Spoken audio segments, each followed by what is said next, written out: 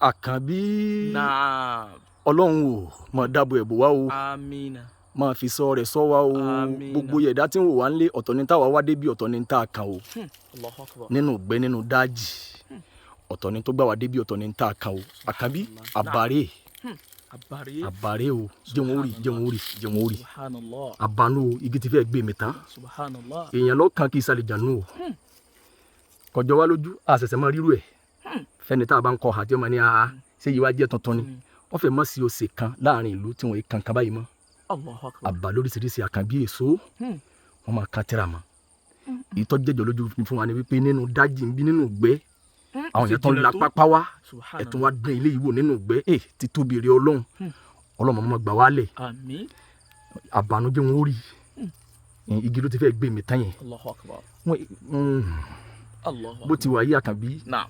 ó súnmọ́ kẹ́nìkan ó nílẹ̀ kí wọ́n má fẹ́ wọn láti bẹ̀ mọ́ La ilaha wọ́n máa dárú illallah. ẹ̀ wò nígbà míì bí yẹn bá ní dúkìá lọ́wọ́ ẹnìkan pé yẹn fẹ́ kí lágbájá wọn ti máa kọ́ máa béèrè wọ́n máa dárú ẹ̀ wò nígbà míì àní kí lágbájá ọmọ rí ti lágbájá rò àtọ̀sán àtòrú tiẹ̀ ní kọ́ máa rò ọ̀rọ̀ fílẹ̀ o wọ́n máa dárú ẹ̀ wò wọ́n máa kan àbámọ́gí báyìí pẹ̀lú gbólóhùn tí wọ́n bá pèsè ìyẹn ló bì àkànbí gẹ́gẹ́ bí mùsùlùmí tá a bá ń ṣàlàyé fún mùsùlùmí wípé kó gbára lé àsìkáàrù kó máa ṣàsìkáàrù láàárọ̀ àtalẹ́ tí àbá yẹn bá wọnú igi lọ tán àkànbí ta ló lè bá yẹn yọ.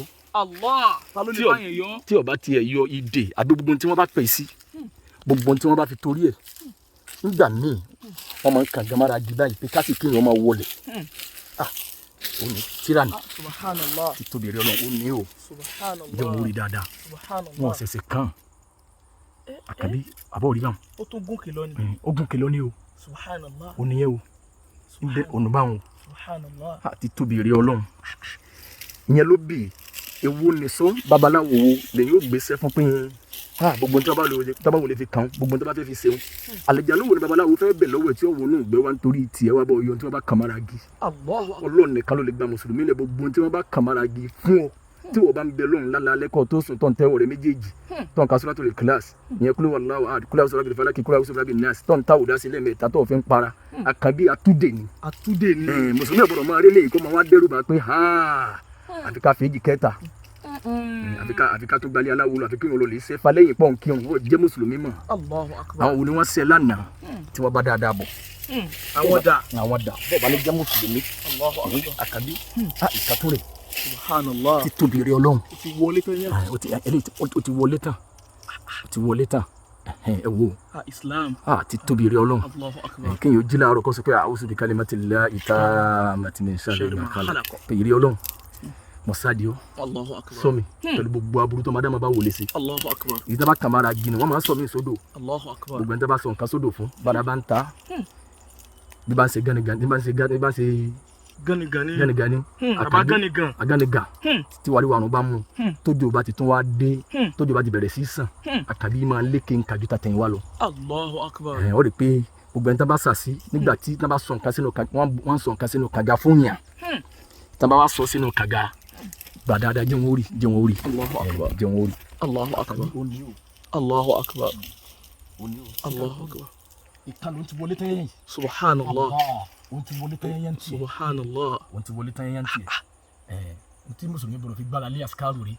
bisimilahi lẹ́dí ilẹ̀ yàdúró máa sinmi ìṣe òun filẹ̀ àdìdọ̀ wàlẹ̀ fi sàmà ìwà òwà sẹ́yìn ọ̀lẹ́ òun ni mùsùlùmí máa ń sin mẹ́ta láàárọ̀ mẹ́ta lálẹ́ wà gbára lọ́lọ́run. Allahu Akbar. ọlọ́run náà mọ̀ pé wọn ò mọwọ́ mẹsẹ̀ ẹrù tọ́ ra ni wọ́n fẹ́ dìlé ọ lérí tó mọwọ́ mẹsẹ̀ ni wọ́n fẹ́ torí ẹ̀ bá tiẹ̀ jẹ́ àkàbí ta lè yẹn máa gbára lé. Allah gbàyàn ni àmọ́ kọ́ máa lọ lè sọ pé àkíní kan ká bo kí wọ́n lè bá dáàbò bò tẹ́ bá dáàrin ìgboro wọ́n fẹ́ máa sí òsè tẹ́ bá pàdé báyìí àkàbí ẹ máa bá a lóríṣiríṣi àmọ́ àwọn èèyàn tó ń la pápá wọ́n lanú ìgbé wa wọ́n sì tún wá dárú ẹ̀wò.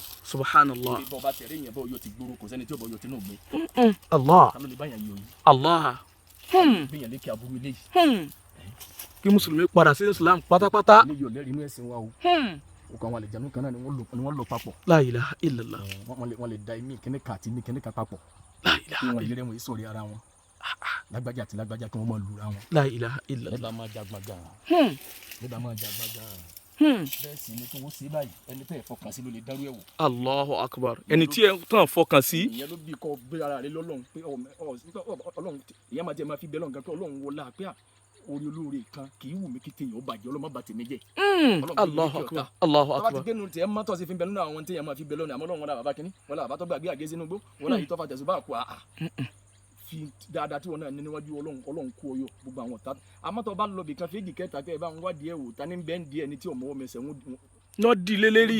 wọ́n lè ní kì í sùúrè sáfàrì rè ní sáradá yìí. òpùrọ́.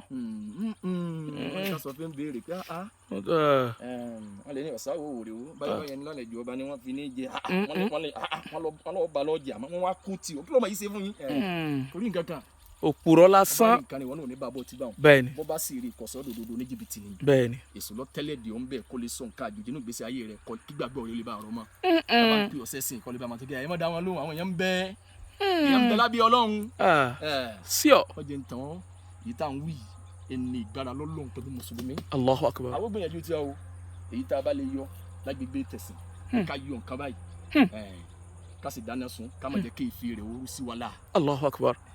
a sì ka kùrìsì yìí ká tó yọ àwa gbìyànjú tiwa nìyẹn gbogbo ẹni tí wọ́n bá dán wò fún ẹni tó dán wò ọlọ́run àbíyá tó yẹ pé aburú náà ló rò pẹ̀lú ẹni tó rò mọ́ ọlọ́run àbíyá fanu rẹ̀ bẹ́ẹ̀ tí o bá ti túbà ọlọ́run jírù ìṣòro tó rò yìí ọlọ́run yóò kàn ọ́ náà. kó bá. kó bá tẹ ka èso tẹ ka àbàwọ̀n yín gbogbo àwọn tẹ kà mọ́ tẹ fi dán o wọ́n máa pè yín lọ́kùnrin nílùú yín bí tẹ ti délé wà bí ládùúgbò yín gbogbo tẹ torí ẹ̀ dán o ọlọ́run kò fi dẹ́yìn náà o. insha allah insha allah àmín. àwọn gbìyànjú tiwa o. Allahu akbar.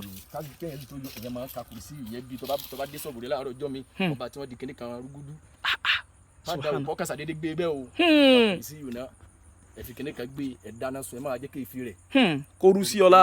tẹ́ bá rò pé ti dáná sun tí èéfì rẹ̀ bá rú sí ọlá ìyẹn lè tàtàrà ìgbé nǹkan mi. Allahu akbar. gbogbo sẹ́bàyì tí wọ́n bá ránṣẹ́ báyìí àlìjánu ni máa jí sẹ́yìn àrọ́ máa tẹ̀lómi lódì subhanaka la umma bihamdika ashhadu an la ilaha illa anta astaghfiruka wa atubu ilayk.